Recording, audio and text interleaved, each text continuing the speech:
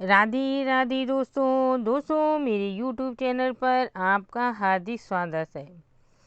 दोस्तों, अक्षय तृतीया की भी बहुत बहुत शुभकामनाएं। दोस्तों, यदि मेरे YouTube चैनल पर आप नए हैं तो सबसे पहले मेरे चैनल को सब्सक्राइब कीजिए। बगल में बेल आइकन है, उसको पुश कीजिए, जिससे मेरी नई नई वीडियो की नोटिफिकेशन आपको सबसे पहले मिलती रहे।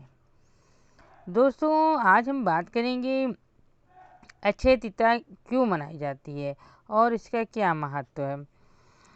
दोस्तों, अक्षय तृतीया बैसाख मास के शुक्ल पक्ष की तृतीय तिथि को मनाई जाती है।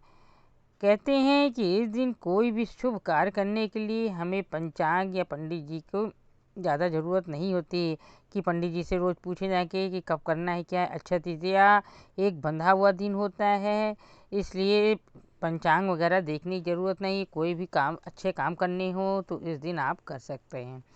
अक्षय तृतीया पर किए गए कार्यों का कई गुना फल प्राप्त होता है।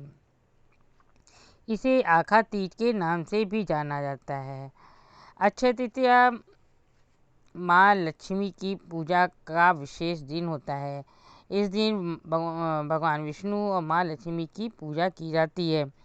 पुराणों में बताया गया है कि बहुत ही पुण्यदायी तिथि है, इसलिए किए गए दान पुण्य के बारे में मान्यता है कि जो कुछ भी पुण्यकार इस दिन किए जाते हैं उनका फल अक्षय होता है, यानी कई जन्मों तक इसका लाभ मिलता रहता है। चलिए हम बतलाते हैं क्यों मनाई जाती है अक्षय तृतीया। हिंदू धर्म में अक्षय तृतीया को लेकर कई मान्यताएं हैं, जैसे कि पहला है भगवान विष्णु के छठे अवतार माने जाने वाले भगवान परशुराम का जन्म हुआ था। परशुराम ने महर्षि जमदग्नि और माता रेणुका देवी के घर जन्म लिया था। यही कारण है कि अक्षय तृतीया के दिन भगवान विष्णु की उपासना की जाती है, इसलिए परशुराम जी की पूजा करने का भी विधान है। दूसरा है, इस दिन माँ गंगा स्वर्ग से धरती पर अवतरित हुई थी। राजा भागीरथ ने गंगा को धरती पर अवतरित कराने के लिए हजारों वर्ष तक तप कर उन्हें धरती पर लाए थे। इस दिन पवित्र गंगा में डुबकी लगाने से मनुष्य के सारे पाप नष्ट हो जाते हैं। इस दिन गंगा जी का भी विशेष महत्व है। गंगा जी में सभी को स्नान करना चाहिए। तीसरा है, इस दिन माँ अन्नपूर्णा का जन्मदिन भी मनाया जाता है।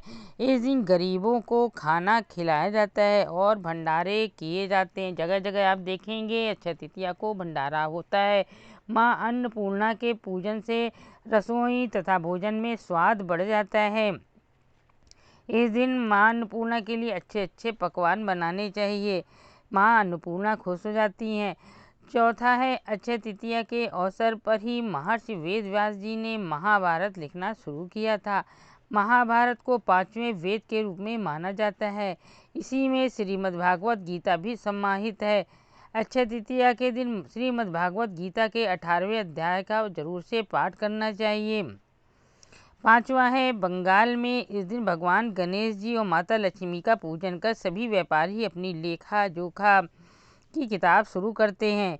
वहाँ इस दिन को हलखता कहते हैं। छठा है, भगवान शंकर जी ने इसी दिन भगवान कुबेर माता लक्ष्मी की पूजा अर्चना करने की सलाह दी थी, जिसके बाद से अक्षय तृतीया के दिन माता लक्ष्मी की पूजा की जाती है और ये परंपरा आज तक चली आ रही है। सातवां है, अक्षय तृतीया के दिन ही पांडव पुत्र युधिष्ठिर को अक्षय पात्र की प्राप्ति भी हुई थी। इसकी विशेषता यह थी कि इसमें कभी भी भोजन समाप्त नहीं होता था। ये थे अक्षय तृतीया क्यों मनाई जाती है उसके कारण। अब अक्षय तृतीया का क्या महत्व है ये मैं आपको बतला दूंगी। अक्षय तृतीया के दिन शुभ कार्य करने का विशेष महत्व है। अक्षय तृतीया के दिन कम से कम एक गरीब को अपने घर बुलाकर सत्कार पूर्वक उन्हें भोजन अवश्य कराना चाहिए।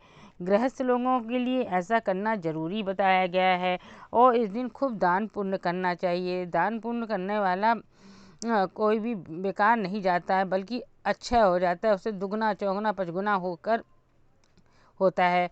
ऐसा करने से उनके घर में धन धान में अच्छे बढ़ोतरी होती है। अक्षय तृतीया के पावन अवसर पर हमें धार्मिक कार्यों के लिए अपनी कमाई का कुछ हिस्सा दान करना चाहिए।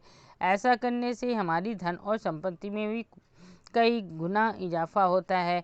अक्षय तृतीया के दिन कहते हैं सोना चांदी खरीदें तो वो अच्छा हो जाता है, मतलब दुगना चौगुना पचगुना हो जाता है।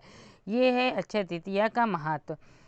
और आपको मेरी ये वीडियो अच्छी लगे तो ज़्यादा से ज़्यादा शेयर कीजिएगा, वीडियो को लाइक, और मेरे चैनल को अभी तक सब्सक्राइब ना किया हो तो मेरे चैनल को सब्सक्राइब कीजिएगा। चलिए अगली वीडियो मिलते हैं।